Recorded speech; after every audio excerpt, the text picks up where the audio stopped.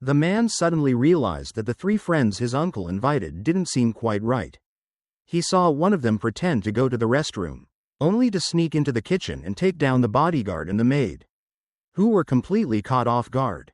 At the same time, the two bald men in the living room stood up just like butchers slaughtering animals. First, they cut the uncle's wrist tendons while he was still alive, and then, while he was in excruciating pain, they mercilessly slit his throat. Seeing they were about to come for him, Alex quickly used an elbow strike to break free from the hold, and without a word, rushed straight down to the basement. However, one of the bald men quickly chased after him. Alex quietly picked up a dumbbell to use as a weapon and, catching the man off guard, smashed it directly into his head. By this time, the other two bald men had also caught up. Alex, alone and outnumbered, could only temporarily hide in his uncle's wine cellar to wait it out. But he immediately realized that the enemy's target wasn't just him and his uncle. He hurriedly called his mother at home. Sure enough, as soon as she picked up, she heard the doorbell ringing outside. Stay away from the door. Mom, find the panic button in the bedroom. At that moment, his mother discovered the main alarm system had been cut, and the person outside was violently banging on the door. She hurriedly followed Alex's instructions and activated the backup alarm system. Hearing the alarm from inside, the assassins gritted their teeth and abandoned the mission. It turns out the Godman family, to which Alex belongs, used to be the largest mafia family in Russia. However, 15 years ago, the family business was swallowed up by the boss Vadim of a rival gang, and the whole family was expelled from the country, living in exile in London, UK, under political asylum. Since then, the father of the family washed his hands of the business and lived a peaceful retired life. But Uncle Boris was never resigned to this. He was determined to snatch the family business back from Vadim. So, a few days ago, taking advantage of Vadim being abroad for business, he planned a very sloppy assassination. This bombing attack not only failed to kill Vadim but also completely shattered the peaceful life the Godman family had maintained for 15 years. Vadim was furious. He quickly investigated the mastermind behind the assassination and immediately launched his revenge against the Godman family. Seeing his younger brother die a tragic death, old Godman, who was already old and weak, collapsed further. Thus, the burden of the entire family instantly fell onto the shoulders of young Alex. He knew that Vadim's revenge would certainly not stop there. Therefore, to protect his family, he, someone who had never been involved in the family business, had to engage in a life-or-death battle with the opponent. But the problem was that Alex, who grew up in London, had only received a high-class education, and the fund company he founded was very successful in the finance industry. Regarding investment, he was a professional, but when it came to taking down a mafia power that was blazing like the midday sun, he, an outsider, knew absolutely nothing. Just as Alex was at a loss, a man from Israel handed him a business card. The man said his boss was a good friend of Boris during his lifetime and hoped to provide whatever help he could to the Godman family. Thinking he should understand the situation first, Alex accepted the invitation to visit the mysterious boss behind it all. Only then did he learn that the other party's experience was exactly like his family's. He also had his business stolen by Vadim and was chased out of Russia. Therefore, over the years, he had kept in close contact with Boris, trying to cooperate to defeat their common enemy back home. However, unlike Uncle Boris's hot-tempered style, this old man named Kleiman preferred to play the long game. After years of painstaking effort, he had now successfully established a firm foothold in Israel's political and commercial circles. Not only did he control the largest local shipping empire, but he also entered politics, becoming a high-profile senator. Although he had accumulated enough capital to confront Vadim, to ensure his own safety, he hoped to fund Vadim's competitors anonymously, thereby gradually weakening the opponent's power through capital operations. The reason he sought Alex was to use Alex's fund company to launder money. What we are doing is a trade war, not a street fight. Although Alex knew that once he took this crucial step, he could never return to his peaceful life. Thinking of his uncle's tragic death and his family's safety, he finally made up his mind to cooperate with Kleiman. Under his professional operation, Kleiman's money was quickly transferred through layers of offshore accounts to an Indian man in Mumbai. This was the first shot they fired at Vadim's commercial empire. Kleiman had received news that Vadim had a major business deal, smuggling white powder, drugs, to be transported through Mumbai to Europe. This deal was facilitated by Russian and Pakistani intelligence agencies. Therefore, if they could intercept this shipment, it would cause officials to lose faith in Vadim, dealing a heavy blow to his business with government agencies.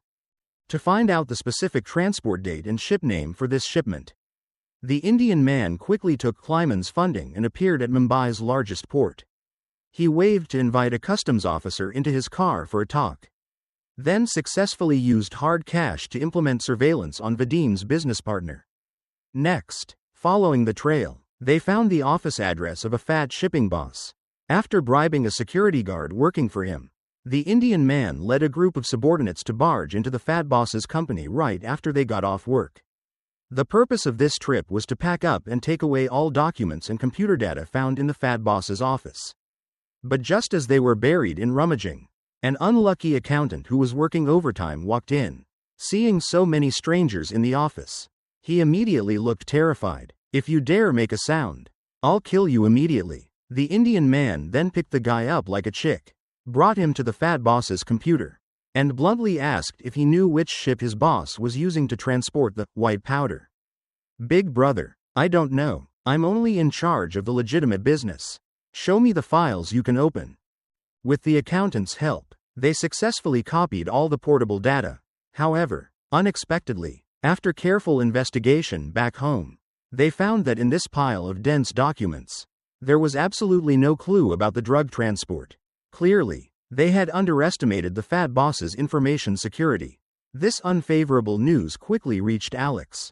At this moment, Alex suddenly remembered that there was a young IT specialist in his company who was proficient in hacking techniques. So, he relentlessly asked the guy out and started inquiring if he had any hacker friends living in India.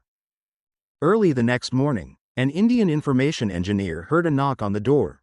Outside, the Indian associate ignored the young hacker's questions and just barged in, searching the house until he found a room with several computers. Only then did he turn around with a smile. "If you don't leave now, I'll call the police." The next second, the young hacker was invited by the Indian man to his territory. And his skills were indeed formidable. Without much effort, he hacked into the fat boss's phone. Then, in the target's personal email, he easily found the cargo transport information from Pakistan. After installing a backdoor into a vending machine at the port, he successfully connected to the port's central control system. Time quickly flew to the day of the shipment. Everyone held their breath waiting for the final result. Because this deal was crucial to Vadim, he kept checking his phone all night. Back home, Alex was also so tense he didn't dare go home. He stood restlessly in a park waiting for the phone to ring. But just as the young hacker was skillfully helping the driver forge a pass to enter the port, an unexpected incident occurred. Damn it, the power is out. India's poor infrastructure almost caused their operation to fail by a hair's breadth. But fortunately, at the final moment, the power was restored. Seeing this, the young hacker frantically typed on the keyboard, sparks flying, and thrillingly completed the pass. The Indian man didn't dare delay for a second and immediately notified his subordinates to act. "Go in quickly." At this time, Vadim's cargo had entered the final loading process.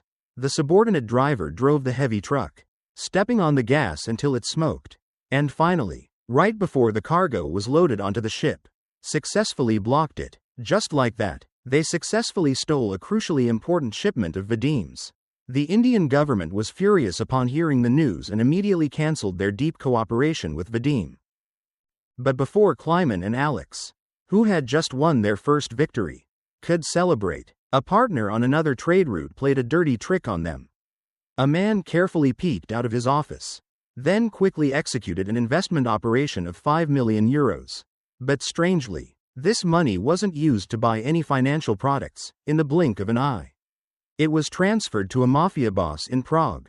This was because the most important underground industry there, counterfeiting and smuggling, was tightly held by the Russian mafia boss Vadim, the very mastermind who killed the man's uncle, to strike at the enemy's commercial empire comprehensively.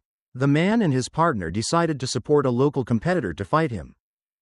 So, after finding Resnick, a boss specializing in counterfeit goods, Kleiman expressed that he was willing to spend a huge sum to help him expand his business, giving him enough power to compete with Vadim.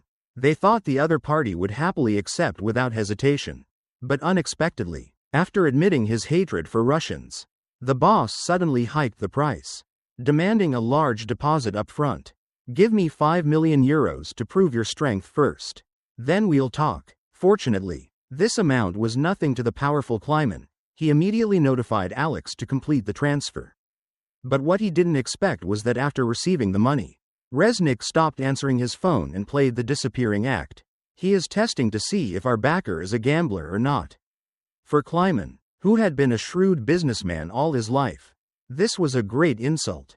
So he insisted they take immediate countermeasures. However, he naively thought Resnick didn't understand finance and just couldn't see the huge benefits of working with them. So, to persuade the other party to change his mind, he invited financial expert Alex to go to Prague with him.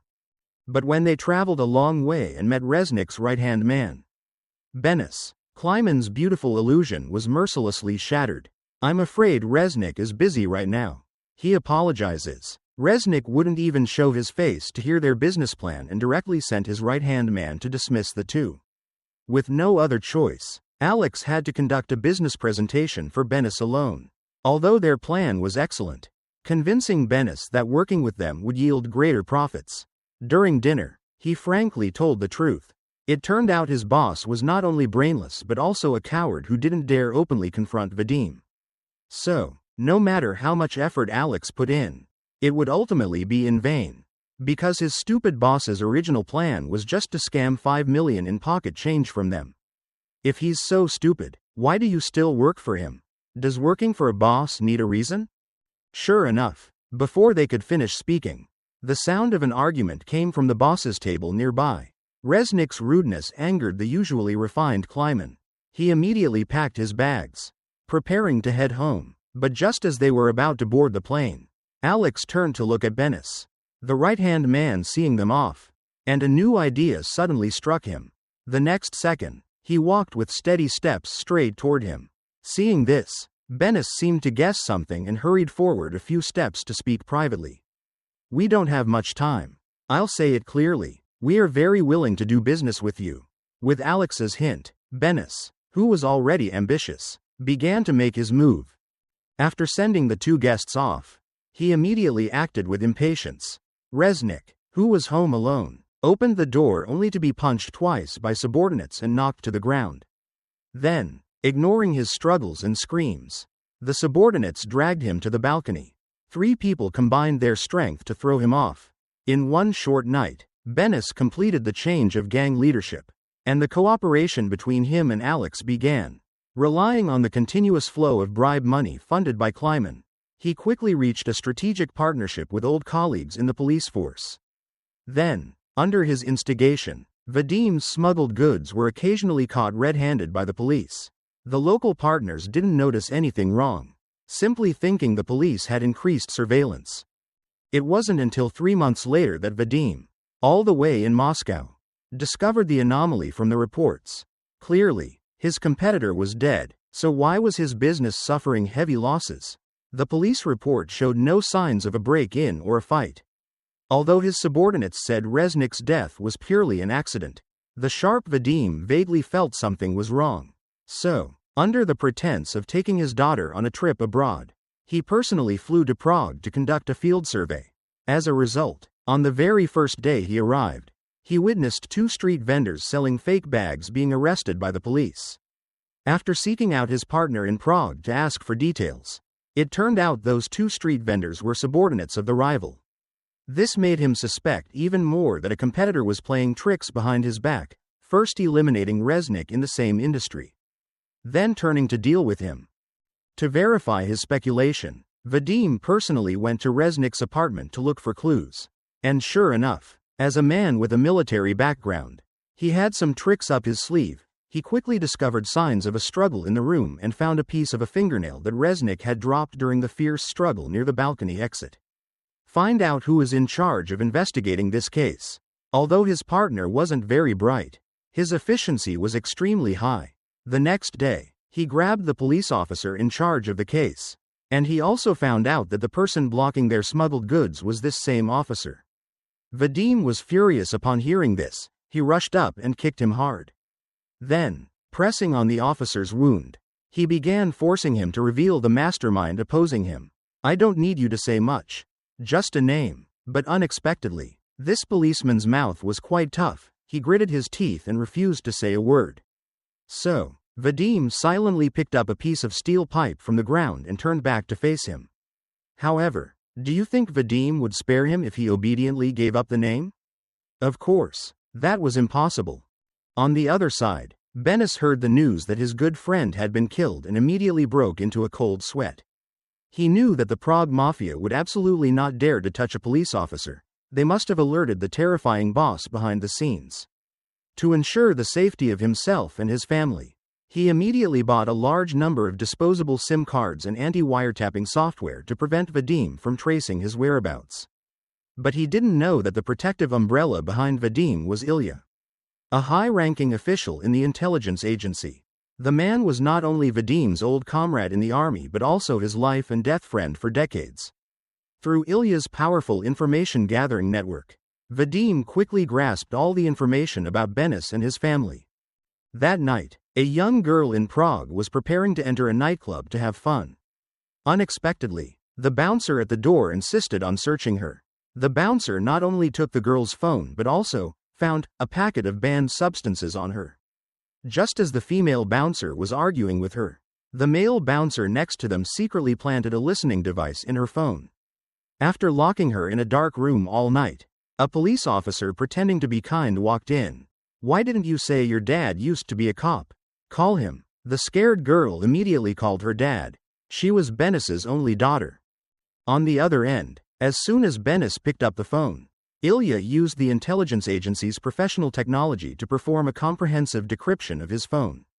Then, after extracting various encrypted communication information from Benes, they successfully traced the boss standing behind him, the old man Kleiman, all the way in Israel. Is anyone with Kleiman? Only an assistant, and the revenge operation targeting Kleiman began to be secretly prepared. That day, Kleiman was sleeping soundly at home when suddenly two police officers holding an arrest warrant arrived at his door. Bewildered, he followed them to the police station, only to find out that a young girlfriend he knew had accused him of assaulting and beating her. This made Kleiman, who was 70 years old, not know whether to laugh or cry, because his frail body couldn't possibly do such a thing. Clearly, someone had deliberately set a trap to frame him. But to prove his innocence, he had to find a witness with a convincing timeline. Unfortunately, there was no one with him at that time. Since Kleiman was a high-profile member of parliament, this scandal was quickly reported by major media outlets. He, who had been incredibly glorious, was ruined in an instant. This mental blow was more painful than killing him. Just as Kleiman was helpless and sighing at home, his partner Alex came specifically to visit him. His appearance touched Kleiman deeply, and he immediately told the whole truth about the day of the incident. It turned out that day he attended a private party with friends, chatted until 2 a.m., and returned home alone, then slept until the police came to his door. The person who did this wants to destroy me completely. After this heavy blow, Kleiman had long lost the will to continue confronting Vadim. He sincerely advised Alex to give up on revenge and return to living a peaceful, law-abiding life. "I want to stay for a few days." Initially, Alex just wanted to see if this storm would implicate him. But unexpectedly, the next day, a witness appeared and found him. The person said he also attended that party and saw Kleiman's young girlfriend with another young man with his own eyes. So, they immediately found the host of the party to inquire about the identity of this young man. After luring him out, they used a little force and successfully extracted the truth from his mouth. "Two men came to my apartment looking for me. They said if the young girlfriend didn't go to the police station to report that Kleiman assaulted her, they would kill us." The young man said they were forced to give false testimony to save their lives because those two men looked like Russian mafia.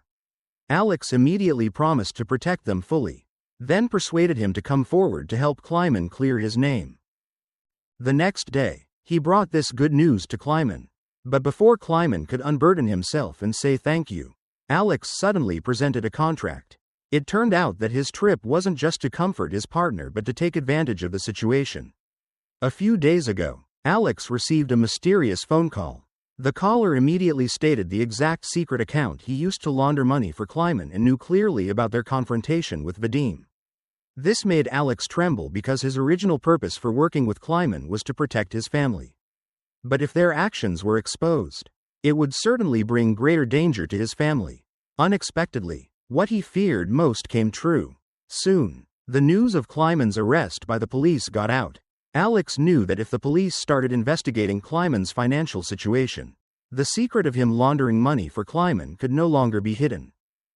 And just as he was in a dilemma about this, the mysterious man, Antonio, approached him proactively. Only then did Alex learn that the man was a major drug lord from Mexico. They had intended to spend a large sum to charter Kleiman's ships to transport goods but were bluntly rejected.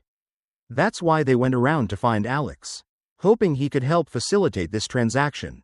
Kleiman's goal and yours are not the same. He only cares about making money. We will be your stronger allies. This made Alex start to reconsider the partnership between him and Kleiman. He realized that Antonio's words made sense, with just his and Kleiman's strength. They had no way to stand against a dangerous mafia boss like Vadim. Therefore, to better protect his family, he unhesitatingly chose the new ally. As long as you sign the contract, that young man will go to the police station and confess everything. He thought that after drawing a clear line with Kleiman, he could safely hide behind the scenes and keep himself clean. But unexpectedly, before Alex, who was acting relieved, could fly back to London, an unexpected person appeared in front of him. Vadim made no secret of his purpose for coming, right in front of Alex. He blatantly stated that everything Kleiman encountered was planned by him single-handedly. Then, before leaving, he didn't forget to send regards to Alex's family. This made Alex suddenly shudder because he knew Vadim had found out about the partnership between him and Kleiman. To prevent his family from being retaliated against, the first thing he did after returning to the country was to hire private bodyguards for everyone in the family. He even pretended to break up with his girlfriend, who had nothing to do with the mafia, so she would move out of the house to avoid implicating her.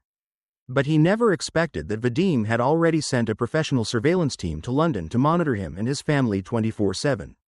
Alex's little trick not only failed to deceive Vadim but also made his girlfriend, who was living alone outside, the primary target for Vadim's revenge. Soon, a neighbor in the single apartment building befriended his girlfriend. Pretending to congratulate her on the new home, she took advantage of a visit to secretly pull a pistol out of her bag. Although the bodyguard rushed in just in time to save the girlfriend.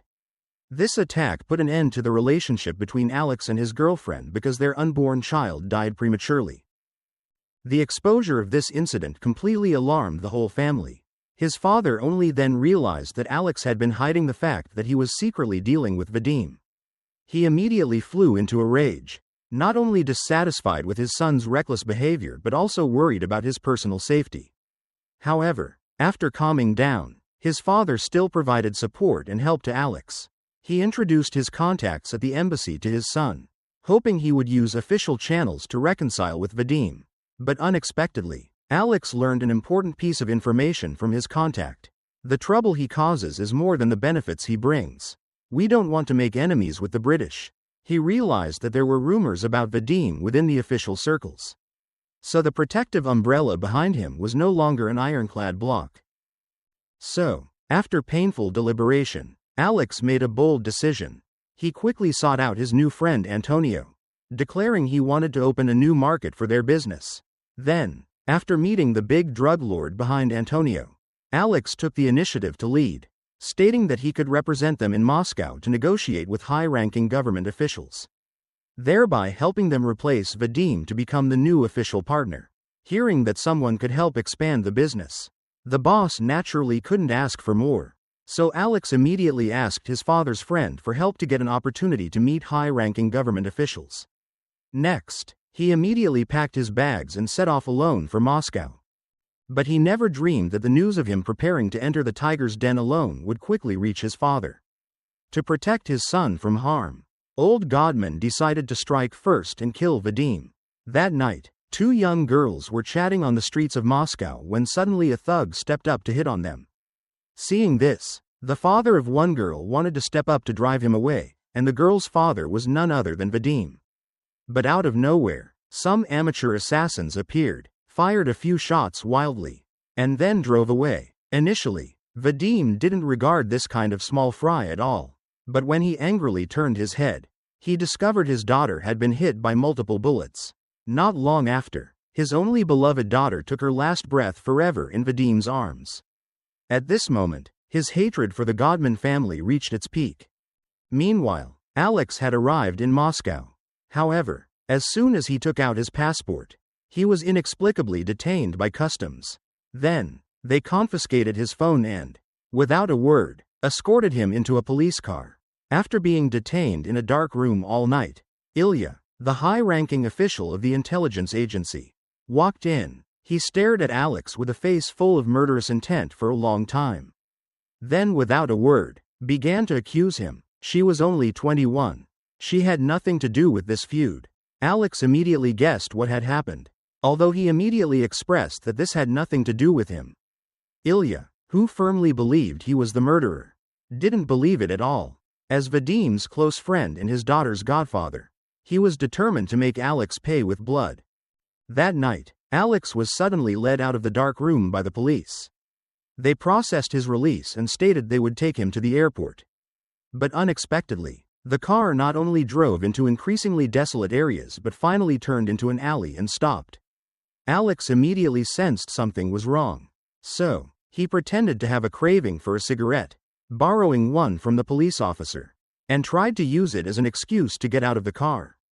"You can smoke in the car." Sure enough, as soon as he got out of the car, he saw several cars approaching from a distance. Sensing danger, Alex didn't hesitate and immediately turned and ran. The next second, Vadim's gang members rushed over. By this time, Alex had ducked into a nearby subway station. Thanks to his 2.8-meter-long legs, he successfully outran those small fries. The thugs who arrived late didn't see Alex and instinctively started searching each train car. But they didn't know that Alex had already escaped through the subway's emergency exit. After finding a busy street, he used his honey trap charm to borrow a phone from a beautiful girl on the roadside and called his father in London for help. At this time, the father, who failed in assassinating Vadim, had been anxiously waiting for a day and a night. Hearing his son was safe, he breathed a sigh of relief. Then, his father immediately sent bodyguards to pick up Alex and take him to a safe place. The next day, after overcoming countless difficulties, Alex finally met the high-ranking Russian official. He used his professional financial knowledge to speak eloquently to the other party, listing the disadvantages of working with Vadim and the benefits of working with him. "How is your business plan different from his?" He said that the methods of traditional mafia like Vadim were outdated. His partners only needed to borrow the government's ports to transport goods to Europe, and while paying commissions, they could guarantee not to sell goods within Russian territory. "The commission I speak of can be used to boost the legal economy, build hospitals and schools, with a business that made money without harming national interests." The officials naturally welcomed it happily. He immediately introduced Alex to a group of economic experts in the government for him to conduct a business presentation in front of everyone. And sure enough, Alex lived up to expectations, successfully winning the experts' approval and becoming the new official partner. So, on the other side, the old forces led by Vadim instantly became discarded chess pieces, mercilessly purged by the officials. After killing a few bosses beside Vadim, they shoved Ilya, the protective umbrella behind him, directly into a van. Finally, they sent assassins to hunt down the boss Vadim. But unexpectedly, he had a strong fate. He wasn't killed on the spot but managed to drive away while heavily wounded to hide. To find Vadim's whereabouts, the high-ranking officials directly used Ilya's family to threaten him, demanding he reveal his good friend's hiding place. At this time, Alex, who had just negotiated a big deal and was leisurely drinking coffee with the high-ranking official, was suddenly told that there was a mission he needed to complete personally. Next, the official took him to an apartment, stating that this was the safe house where Vadim was hiding. Yes, they needed Alex to personally finish Vadim as a formal certificate of joining the criminal organization. With Ilya's assistance, Alex slowly walked into Vadim's apartment. He saw the other man leaning weakly against the wall. Through the glass, for a moment, it felt like a world away. Yesterday he was like a bird afraid of a bent branch, being hunted. Today he became the one in power, ending the other's life. It seemed that in silence, the two had completed a transfer of power. Does Ilya have any words he wants you to pass to me? No. Regarding Alex's appearance, Vadim was not surprised at all but immediately accepted his fate calmly. Because for him, having become a lonely man, having someone come to give him a quick death was already the best fulfillment. And his last request was to look at his daughter's photo while ending his life. With the crisp sound of a gunshot, Alex officially completed his life's transformation. The next day, in the capacity of a Russian representative, he signed a cooperation agreement with the drug cartel. The elegant and polite young man from years ago had now transformed into a new generation Russian mafia boss. The value of a movie lies in its reputation, and the value of a movie review lies in the feeling. Today's story ends here. Thank you for watching. How do you feel about this movie? Please comment below.